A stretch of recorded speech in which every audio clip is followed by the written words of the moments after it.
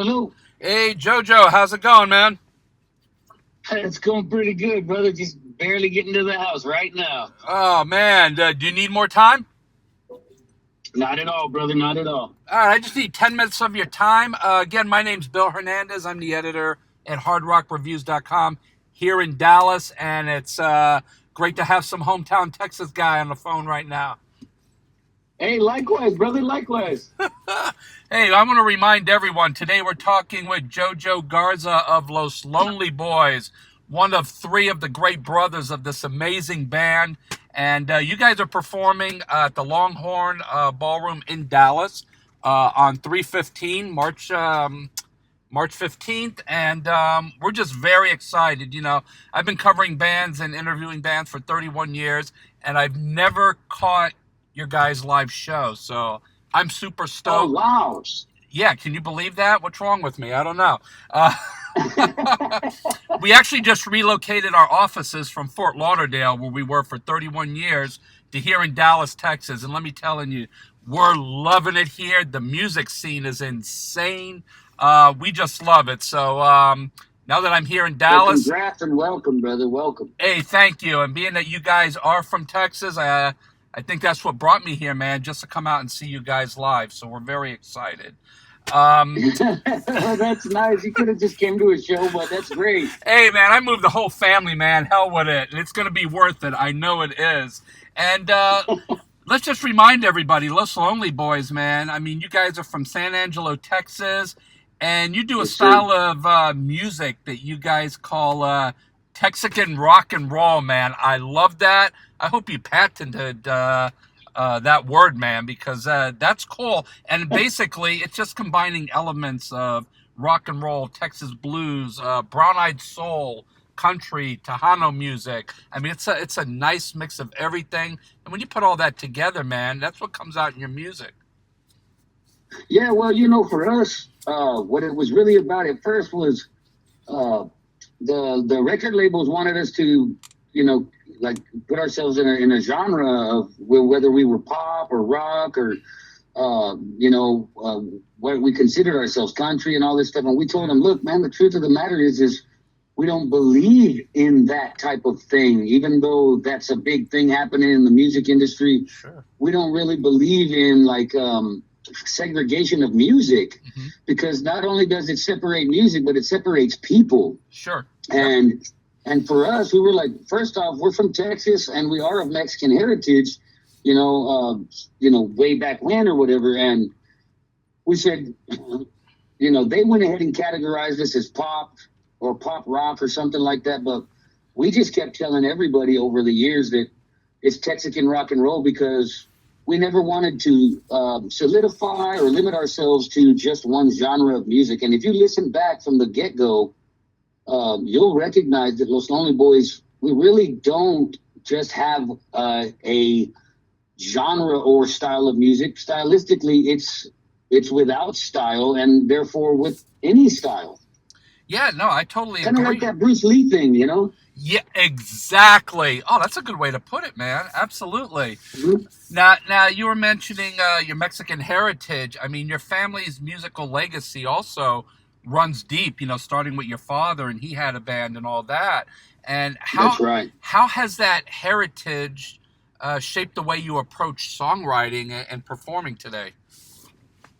Well, first, I'd like to just mention really quickly that just recently I was visiting our uncle in our hometown, Snyder, Texas, Mm-hmm. and he showed me a picture of his grandfather. And I remember stories of our dad telling us that it was his grandfather and his uncle that taught them to play. Mm. And so my basically my grandma's side, which would have been my great grandfather from my grandma's side, he's the reason that any of us know music because he learned his grandsons, how to play. And I was, I had grown up hearing these stories, but seeing the picture of him just recently, and not only that, he's holding a bajo sexto in his hands in this picture. And my uncle was telling me he's the reason that any of us know how to play. And so, yes, us growing up, our dad is the biggest influence musically, and his brothers as well. But believe it or not, our mom and her side of the family were also very musically inclined. Her dad and brothers had a band as well, Oh man, it's and amazing. and so music has been in our family since, like I said, it would be my great grandfather. And even on my mom's side, I remember her saying that her grandfather was playing accordion or accordion as well. And so it's been going on for a few generations, man. For Los Lonely Boys, we kind of we came into this place, and it was like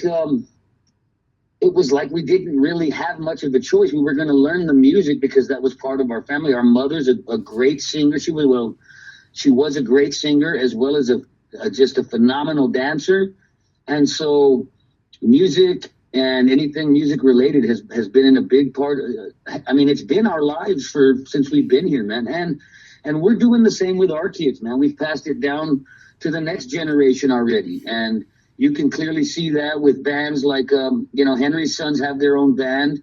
They're called the Cristeros. Ringo's son has his own band called Texican Legacy. And, of course, my kids, they don't have a band, but they all play music, sing, and it's just that is what this family is really all about, man. I think it's really amazing that you and your brother support your children getting into music, even though it's such a difficult industry. Now, are you of the fact that you say, look, you can do your music, but I want you to maybe get a degree or into something else, or are Well, you about, you know the what, way if you have this it was kind passion? of done with us in a certain way too, man. I mean, here's what I've told my kids, and I know my brothers have told their kids the same exact thing, is that I'm going to teach you what I know. Hmm. I'm going to teach you what I'm good at, what I'm best at, not just music, but as far as like myself, like I teach my kids how to use hammer and nails. I teach them, about physical education and physical health and things like that too. And I just tell them, look, I'm going to teach you what I know. And if you like it, you'll do it, Right. because I won't have to force you to do anything. You'll just do it because it's something that you're into. Yes. And so the support is definitely there. Trying to get the younger generation to understand that it's not all glitz and glamour and, spits and giggles going through this type of lifestyle, because what we tell them is, look, if you get married young and you have kids young or anything like that, that's going to make it really difficult because Sure. you're going to miss home a lot and you're going to miss your family, blah, blah, blah. And so we paint that picture, the picture of reality along with it, because as much as we love what we do, over the years we have missed a lot of time at home, man. And it's just the way the word we use is a lot of sacrifice, man. And so they're very, they're well aware of that. And they still make their choice to be able to do it or not. And so as far as degrees and things go like that, it's actually the same thing. I say, look, if you want to go to college, and get some kind of degree, that's totally up to you, because I'm not going to sit here and pretend or be some kind of hypocrite, because I didn't even graduate. We didn't even graduate high school, and Yeah. and so for us, it's like, look, we want you to do what makes you feel most comfortable about yourself, and what makes you most happy is really what it all comes down to. I tell you, that's like a lifetime of advice right there you gave in 3 minutes in that answer. I mean, that's really core, solid advice that people can give to their kids. You know what I mean?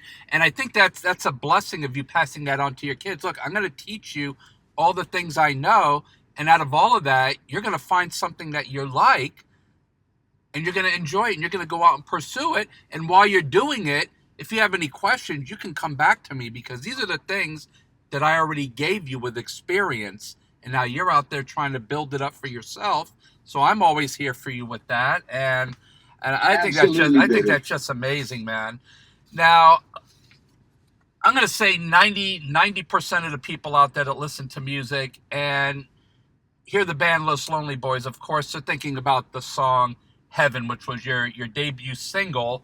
Um, Mm-hmm. and it hit number one on the Billboard Adult Contemporary charts, reached the top 40s in 2004. But there's so much more to Los Lonely Boys than just Yes, Heaven. sir. I mean, amazing, great song. It got you out there, opened everyone's ears to say, man, who are these guys? And in the last couple of days, been really going through your catalog, and you guys have way more stuff out there than I ever imagined. So I really got to kind of dive deep in and see what else is going on out there. Um, with everything you Yeah, have out there, absolutely. it's crazy. Are you guys working on anything new that might be coming out soon? Well, we just released our latest album called Resurrection, and that was our that was there was probably about a 10-year time span between the last record we had dropped and then Resurrection. And for us, it's it's really about experience Mm-hmm. in life, and or experiencing life and things that happen in our lives and around our lives as well, just in the world in general. And when you hear songs like from the new album, like "Wish You Would," or you hear like "Send More Love," or just when and just kind of to topic on what you said about, yes, Los Lonely Boys are definitely. I mean, Heaven is what God has recognized and blew the whole scene up for us. But yes, man, it's really nice to hear that somebody like yourself saying that there definitely is a lot more to Los Lonely Boys than just that. And one of the things we always tell people is, look, we enjoy making albums, we enjoy recording music and things like that, but we're really a live band. Yeah. And if you haven't seen Los Lonely Boys live, as just as hard as we've tried to capture what we do live, through our albums work, it's just not the same thing. And so you have to come to a Lonely Boys concert to experience the actual energy that is given. And we're the kind of guys that believe it's given from a greater source, man. We're just those type of people. And if you come to a concert, you're gonna feel that, you're gonna see it, you're gonna hear it, and you're gonna experience that. And for us, and what I'm getting to is that recording new music or making new music is always something we're doing because it's just part of our lives, man. I mean, we wake up, we give thanks, we eat our food, we do our things like everybody else. But man, throughout that day, believe it or not, we're sitting either at a piano or a guitar or a set of drums or a bass and writing something, or just sitting and coming up with lyrics, man. Because you asked a second ago, how has growing up in a musical family, how has that influenced our ability to create? Yeah. I mean, it's like breathing for us, man. It's like drinking water. It's like eating. It absolutely is part of our everyday living. And so we're not in the studio at this particular moment in time, like as a full band, but like I said, we're constantly always coming up with things. And you can always rest assured, as long as those Lonely Boys are alive, there is definitely something in the works. Nice. Now, in your songwriting process, because you're three brothers, do you guys get together and write, or do you just have little ideas that you write down, or maybe you have a guitar riff or something on the piano that you record and then you send it their way and they listen to it, add a little to it? So do you write separately or do you write together as a whole? Yeah, so it varies. We absolutely write together as a whole, and we write independently as well. It's just something that over the years, you move on into your own house and your own family and life and things. And so getting together isn't as easy as it used to be. Sure. When we all lived in the same house. And so, early on we were always writing together because we were just there all the time. And now we have the ability to be able to send tracks via internet and things like that. And so this album Resurrection that we just released about a year and a half ago, 2 years ago or something like that, that was done with we did some writing together, but a lot of it was also done just going through the digital airways, if you will. And it was a great experience too, man, to be able to kind of hop on that wave of technology and the way things are in this industry now too. we're just still for us, man. It's taking things one day at a time, and if a song requires each one of our presence to be there, in person, in the flesh, then we'll definitely do that. Because sometimes you can just feel that that's the way it's got to be written. Sure. And Los Lonely Boys don't really force too much upon ourselves. We tried doing that back in the day, and it's a little bit hard. And so this goes back to me saying experiencing life for us. It's about living, and that's how songs are created for Los Lonely Boys. Sometimes we write songs just for fun, like we got a song called Supper Time or 16 Monkeys or, songs like that where we're just writing for fun. But for the general, most part, music for Los Lonely Boys it's generally something we've lived or experienced. Now, myself, and of course, I'm sure your fans think the same way, but when I think of Los Lonely Boys, I think of heart and harmony and family. What do you hope the band's legacy will be 20 years from now? I'm glad you asked that question, man, because I've recently, it seems like in the last few years of our lives, and I'm speaking about myself here, doing interviews and talking with people, that question has been coming up a lot. And really, and I mean, I feel like my brothers would agree with me. So yeah, I feel like it's safe to say that I can speak for all of us when I say Los Lonely Boys. Honestly, the truth is, it's not a legacy about ourselves that we want, or let me rephrase it. It's not a legacy about us that we would like to be remembered by. Well, the way we feel, honestly, is that we'd be much more happy and content with the idea of a legacy that sort of erases who and what we are visibly, physically, to the eye, to the ear. And we would like people to more or less experience who we call the Father of all things, the creator of all things in existence. Yes. A legacy that can remove yourself is something greater. And we feel like if people listen to Los Lonely Boys, they watch Los Lonely Boys, and they feel the experience of this energy, it would be more suiting to us as the individuals we are. I'm talking. For the music of Los Lonely Boys to be remembered that we are vessels of the creator of all things in existence, and that if people like us can express that through music, that anyone has the ability to express the same thing. I think that is a much more finer answer than I ever would have wanted, and that's not your standard textbook, cut out answer. I mean, that is deep. It's emotional, and it's true, man.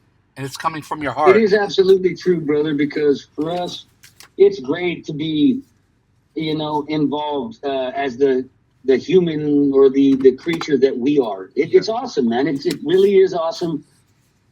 But at the end of the day, none of us brought ourselves here, and none of us take ourselves to the next place. That is and right. We want that to be the legacy, man.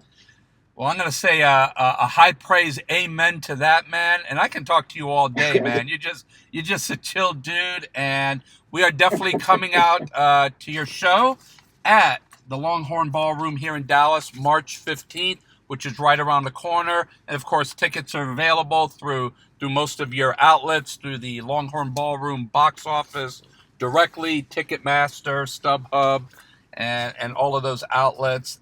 Really excited to come and see you guys finally for the first time, and I'm sure it's not going to be the last now that I'm here in your backyard here in awesome Texas.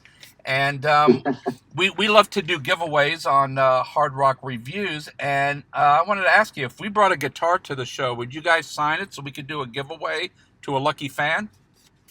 We would absolutely enjoy that. Yeah, let's do that, man. All right, wonderful. All right, I'll see you guys in March at the Longhorn Ballroom. here in Dallas. And until then, man, safe travels on the road, and Godspeed to you and your family and your brothers. And we're going to see you around the corner, man. All right, Bill, you take care of yourself, brother. We'll see y'all down the road. Sounds good, my friend. God bless you. Later. Bye.